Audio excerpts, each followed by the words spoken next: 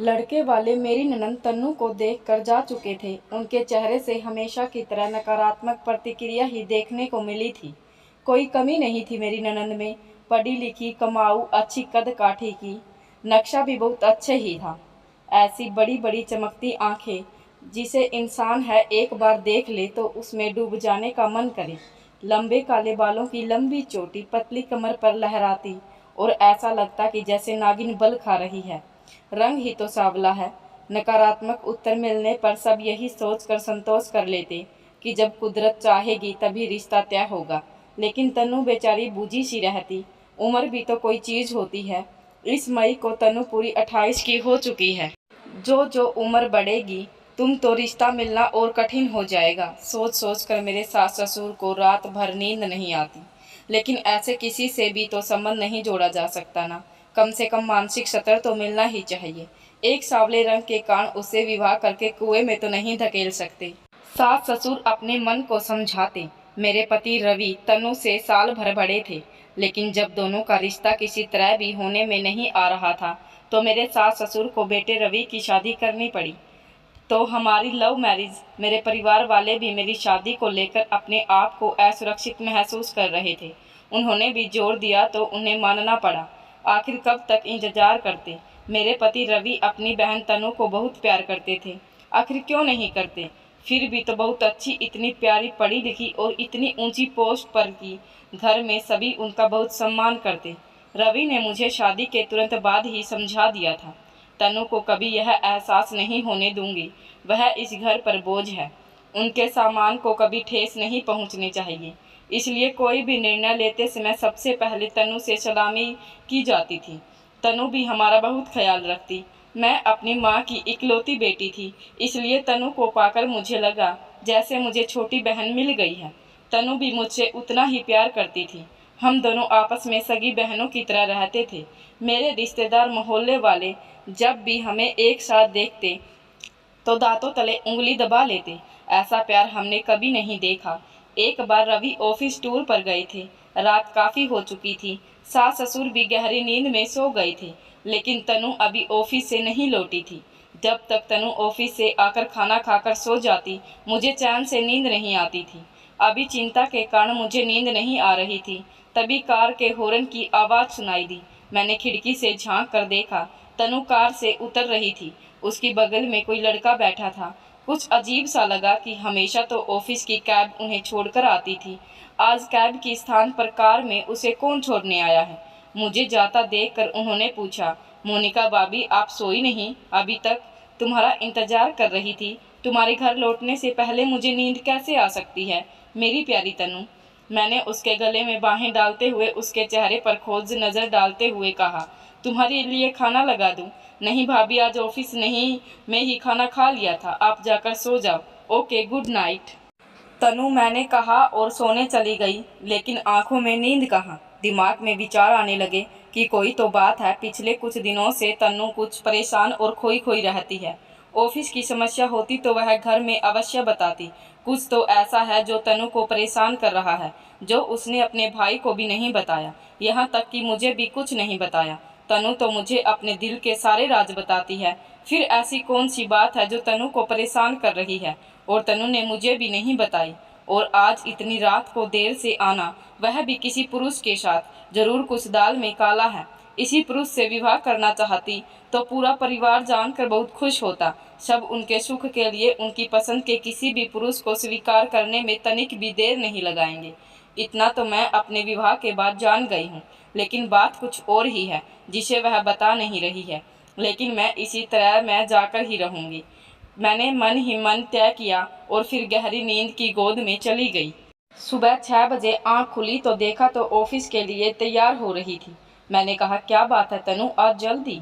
मेरी बात पूरी होने से पहले ही तनु बोली, हाँ ज़रूरी मीटिंग है इसलिए जाना है। नाश्ता भी ऑफिस में कर लूँगी, देर हो रही है, बाय। मेरे कुछ बोलने से पहले ही वह तीर की तरह घर से निकल गई।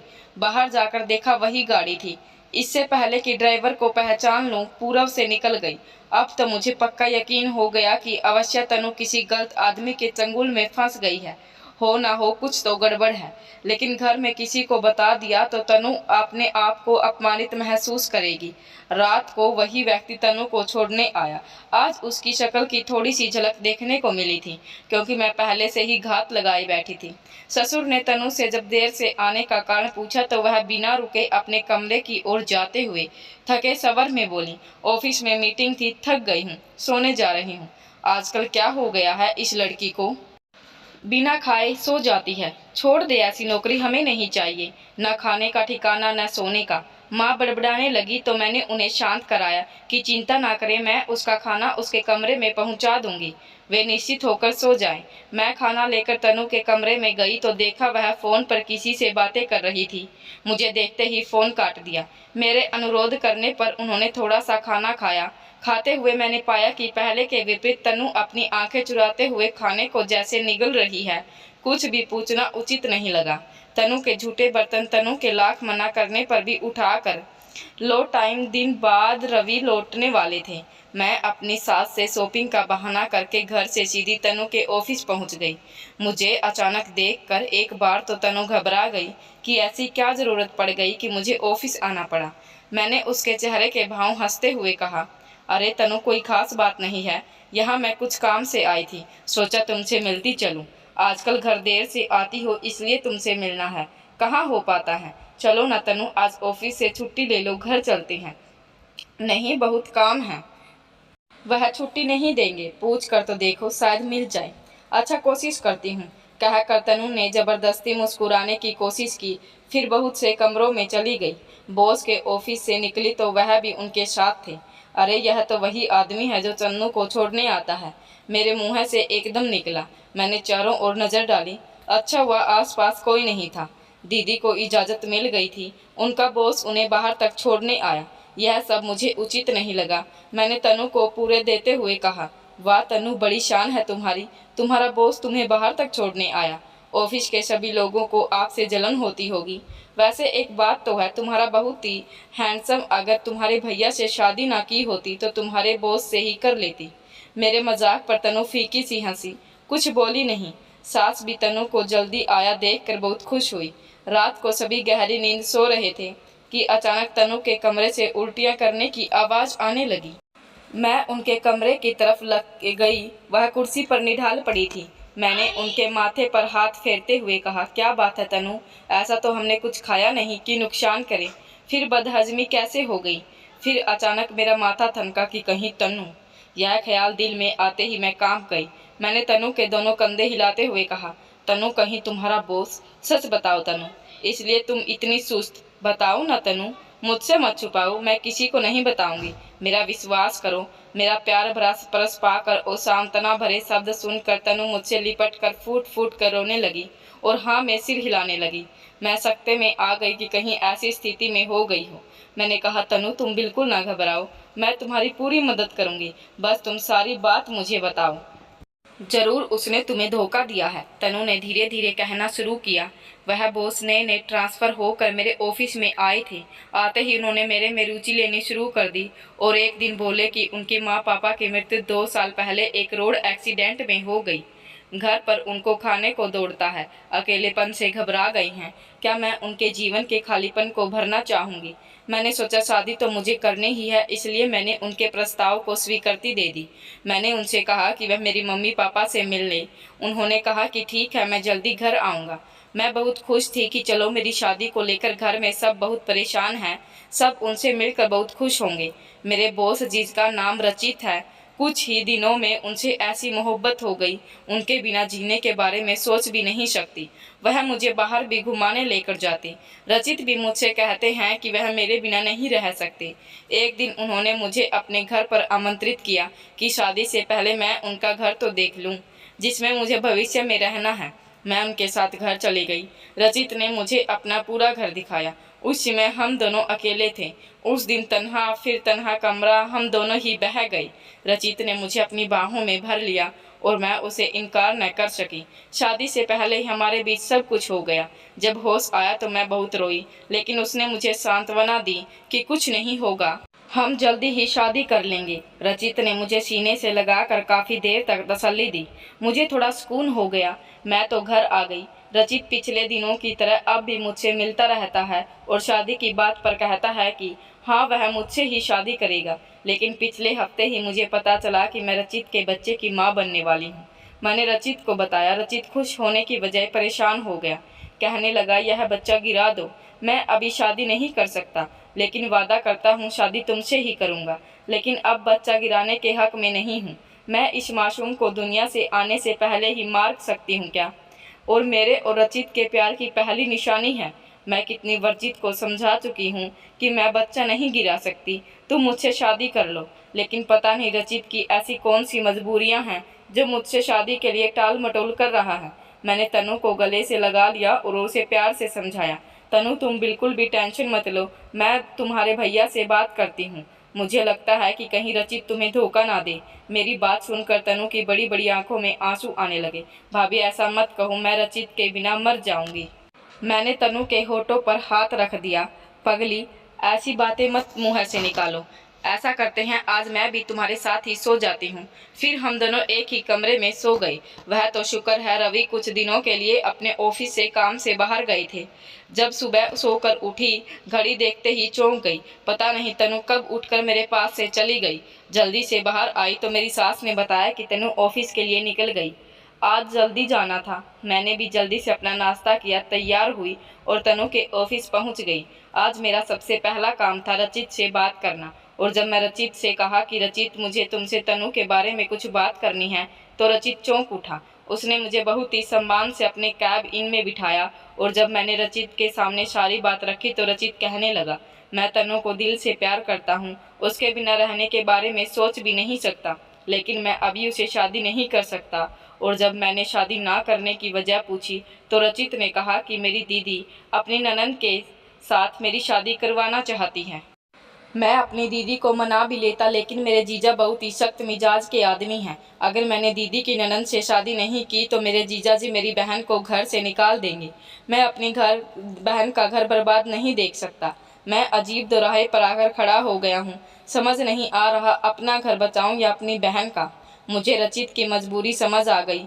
मैंने कहा, तुम एक बार अपनी बहन को समझाने की कोशिश करो, हो सकता है वह तुम्हारे जीजा को मना ले।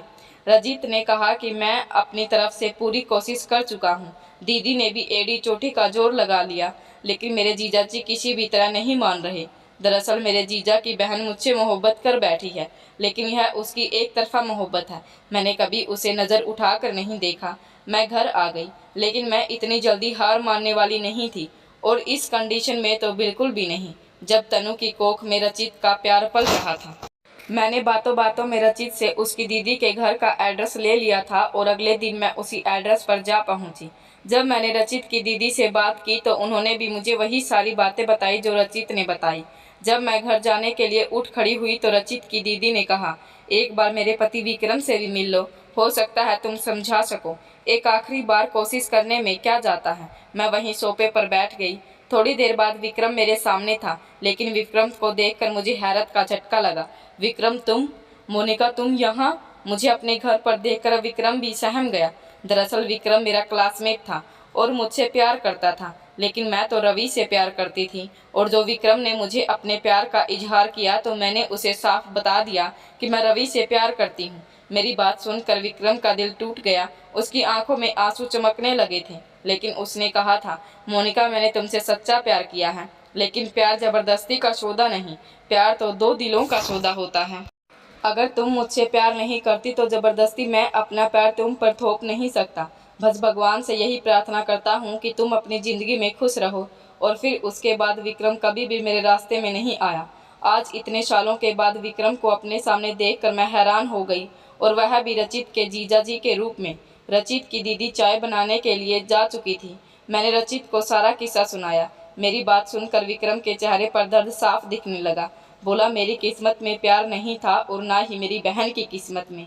उसका प्यार है, लेकिन पहले भी मैंने एक बात कही थी कि प्यार जबरदस्ती का सौदा नहीं होता, और आज भी वही बात कहता हूँ। अगर मुझे रचित के बच्चे के बारे में पता होता तो मैं पहले ही अपने कदम पीछे खींच लेता। मैं अपनी बहन को किसी ना किसी तरह समझा लूँगा। तुम रचित की और तनु की शादी करवा दो। थैंक यू विक्रम, खुशी से भरे हुए शब्दों में मैंने कहा। मेरी बात सुनकर विक्रम बोला, नहीं मोनिका, विक्की कहो। याद है जब कॉलेज के समय मुझे विक्की बुलाती थी, उसमें मुझे बहुत अच्छा लगता था। आज आखिरी बार की विक्की कहकर पुकारो। विक्रम की आंखों के कोने गीले हो गए थे। वह बरसों पुराने अपने प्यार को भुला नहीं पाया था। थैंक यू विकी, विक्रम ने मेरे लिए इतना कुछ किया तो मैं उसकी आखिरी इच्छा को तो पूरा कर ही सकती थी। घर आकर मैं सुकून से लेट गई। अब मुझे कोई टेंशन नहीं थी। मैंने तनु को भी नहीं बताया। मैं तनु को सरप्राइज़ देना चाहती थी। और फिर अगले ही दिन रचित की दीदी रचित का रिश्ता लेकर हमारे घर आ चुकी थी। तनु को तो विश्वास ही नहीं हो रहा था।